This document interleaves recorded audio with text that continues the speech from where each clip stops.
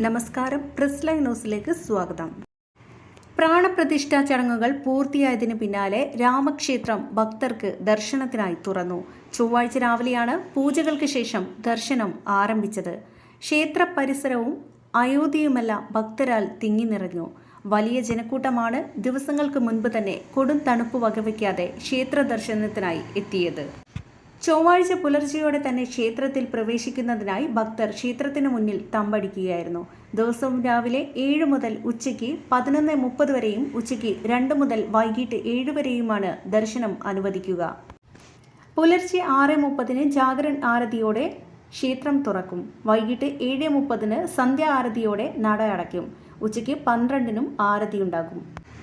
ആരതി ചടങ്ങുകളിൽ പങ്കെടുക്കാൻ ശ്രീരാമ ജന്മഭൂമിയുടെ ഓഫീസിൽ നിന്നോ വെബ്സൈറ്റിൽ നിന്നോ പാസ് നേടണം. വിശേഷ ദിവസങ്ങളിൽ 16 മണിക്കൂർ വരെ ക്ഷേത്രം തുറക്കും. തിങ്കളാഴ്ച ഉച്ചയ്ക്ക് 12:30 രാംലല്ല വിഗ്രഹത്തിന്റെ പ്രാണപ്രതിഷ്ഠ.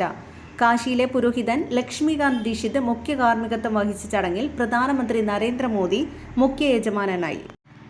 RSS അധ്യക്ഷൻ മോഹൻ ഭാഗവതും മോദിക്കൊപ്പം അർച്ചനയിലും പൂജയിലും പങ്കെടുത്തു. UP ഗവർണർ ആനന്ദിബെൻ പട്ടേൽ, മുഖ്യമന്ത്രി യോഗി ആദിത്യനാഥ്, രാമക്ഷേത്ര ട്രസ്റ്റ് അധ്യക്ഷൻ മഹന്ത് നിത്യഗോപാൽ ദാസ് തുടങ്ങിയവർ മുഖ്യാതിഥികളായി.